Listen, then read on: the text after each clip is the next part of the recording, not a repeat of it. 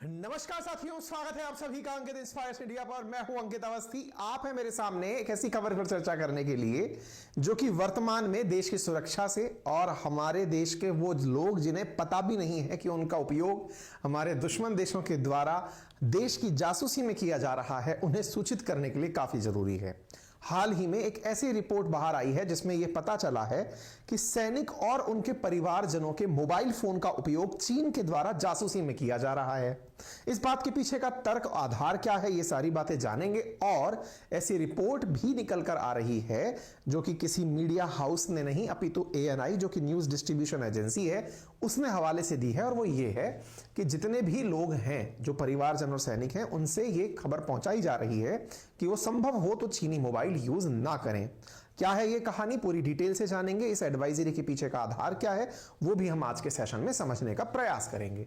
लेकिन जब बात हो चीन की तो चीन की आंखें आप पर हैं। ये बातें सुनी तो हमने बहुत पहले से हैं, और अगर इस बहुत पहले के ऊपर हम चले तो ये बात जुड़ी है 2020 से। अगर आपको याद हो तो गलवान वैली इंसिडेंट के बाद भारत सरकार के द्वारा बहुत सारे चीनी मोबाइल एप्लीकेशंस पर बैन लगाया गया था। उनमें आपने ये खबर 2020 में सुनी थी कि 59 चाइनीज एप्लीकेशंस को सेफ्टी, सिक्योरिटी और इंटीग्रिटी के लिए भारत सरकार के द्वारा बंधित किया गया था। Centre issue order to ban 54 Chinese app in February 15। आपने ये खबर देखी थी।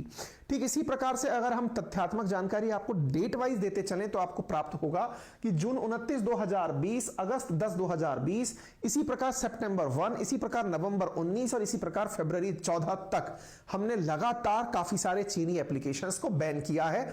और इन चीनी एप्लीकेशंस को बैन करने की जो बहुत बड़ी वजह बताई गई है वो वजह हमेशा एक ही है, और वो ये है कि चीन अपने मोबाइल एप्लीकेशंस के माध्यम से जासूसी करता है। अब ये जासूसी एप्लीकेशंस के माध्यम से होती थी और उन एप्लीकेशंस को हमने बैन किया, यहां तक तो सब सही चल रहा था। लेकिन यहां से आगे एक और जानकारी हाल ही में एक रिसर्च में निकल कर आई है, और वो रिसर्च में निकली हुई जानकारी फरवरी 2023 की है, जिसमें जानकारी ये कि चाइना अपने लोगों पर भी अपने मोबाइल कंपनियों के माध्यम से जासूसी करता है। अपने लोगों की जासूसी अपनी मोबाइल कंपनीज के माध्यम से अपने ही देश में करता है।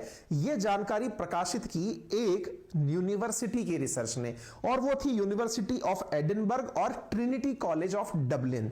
आयरलैंड और स्कॉटलैंड के इन दो यूनिवर्सिटीज और कॉलेजेस ने जब यह जानकारी दुनिया के सामने रखी तो बताया कि चीन की जो कम्युनिस्ट पार्टी है वो चीन में रह रहे लोगों पर निगरानी रखने के लिए मोबाइल फोन निर्माता कंपनी से बड़ी मात्रा में डेटा मांगती है, और उस डेटा के अंदर वो जानकारी जुटाते हैं कि किस व्यक्ति ने कितने कॉल किए, वो कहां कहां गया, उसका पैटर्न क्या है, वो किस तरह के सोशल मीडिया पोस्ट करता है, वो सामान्यतः किन स्थानों पर ट्रैवल करता है।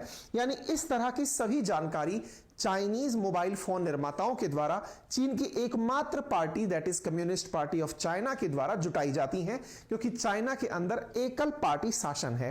यह रिपोर्ट जब बाहर आई तो फिर लोगों में क्यूरियोसिटी जगी कि इस रिपोर्ट में बार बार यह कहा गया है कि चीन द्वारा चीनी लोगों पर ऐसा किया जाता है, तो क्या हम लोग बचे हुए हैं, क्या हम लोग सुरक्षित हैं? तो इस बारे में जानकारी निकल कर आती है कि अभी तक जो जानकारी है वो ये है कि जो विदेशी और इंटरनेशनल यूजर हैं चाइना के, उनके ऊपर इन रिपोर्ट्स में जानकारी नहीं मिली है। अर्थात ये मोबाइल फोन निर्माता जो हैं, ये जब चीन से बाहर अपना फोन भेजते हैं एक्सपोर्ट क्वालिटी का, उसके अंदर डेटा ट्रैक करने की डिवाइसेस नहीं डालते हैं।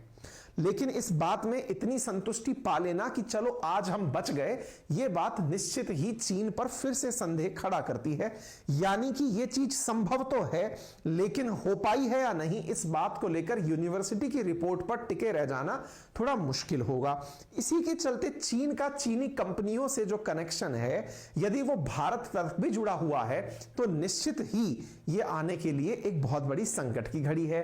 IMI नंबर हो या मैक एड्रेस हो, लोकेशन आइडेंटिफायर हो या जीपीएस कोऑर्डिनेट्स हो, करंट लोकेशन हो या इंफॉर्मेशन जो एसोसिएटेड हो फोन नंबर से, एप्लीकेशन के पैटर्न से, एप्लीकेशन यूज करने, डेटा के यूज करने से और सोशल मीडिया के यूज करने से, यह सारी जानकारी चीन के द्वारा अपने मोबाइल फोन्स के माध्यम से संकलित की जाती है।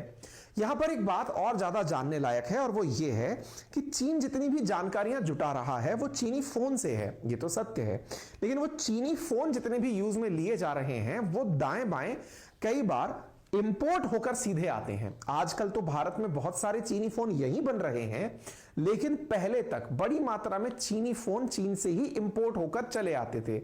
यह मानना और जानना बहुत मुश्किल है कि उनमें हमारे पास में वो स्पाईवेयर मालवेयर लगा है अथवा नहीं लगा हुआ है। इसी वजह से इसी चक्कर के चलते बहुत सारी ज्यादा संभावनाएं या मतलब संदेह की स्थितियां उत्पन्न चीनी मोबाइल फोन्स पर होती जाती हैं।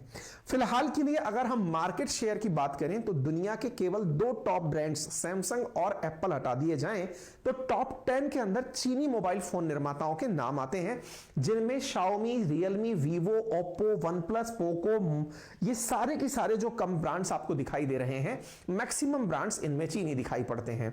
वर्तमान में इतने सारे चीनी ब्रांड्स भारत में प्रेजेंट हैं कि शायद आप इस समय जब मुझे सुन रहे हो तो संभव है कि आप इस समय मुझे अपने चीनी मोबाइल से ही सुन रहे हो। अब लेकिन इसका विकल्प क्या है? क्या भारत में कोई भारतीय कंपनी है जो इसका सब्स्टिट्यूट बन सकती है, या सरकार उसे प्रमोट करना चाहती है, या फिर कोई दूसरी बात क्या कि वो चीनी फोन भारत में बनने लगे तो क्या उससे हम सुरक्षा की पूरी जानकारी प्राप्त कर सकते हैं? और तो और सरकार ने जब खबर निकाल दी है कि चाइनीज फोन अलर्ट, डिफेंस के इंटेलिजेंस ने वार्न किया है ट्रूप्स को और उनकी फैमिलीज को कि वो चाइना मेड मोबाइल यूज ना करें, तो do not use Chinese phone, intelligence agencies warn soldier and their families. ये खबर जब बाहर आती है तो बहुत सारी चीजें एक बार में ही संदेह के दायरे में चली आती हैं। संदेह होना लाजमी है कि आप डिफेंस पर्सनल्स को और उनके परिवारजनों को यह कह रहे हैं कि आप चाइनीज फोन यूज ना करें। दैट मींस इसमें कहीं ना कहीं कुछ तो ऐसा जरूर है जो हमारी खुफिया एजेंसीज को पता चला है, और अगर यह जानकारी सही है तो इस जानकारी की तह तक जाना जरूरी होगा और यह समझना जरूरी होगा कि इसका अल्टरनेट क्या बन सकता है और क्यों इसका अल्टरनेट जल्दी से जल्दी अपनाया जाना जरूरी है। इस पर चर्चा करेंगे, लेकिन उससे पहले आप सभी को होली महोत्सव की बहुत सारी शुभकामनाएं। आप सभी साथी जीवन में जितने भी कलर आज आपने होली के समय देखे हैं, उससे भी ज्यादा कलरों के साथ जीवन को जिए, इतनी ही लाइफ आपकी रंगों से भरी हो, यह हमारी तरफ से, अंकित परिवार की तरफ से आप सभी को शुभकामनाएं।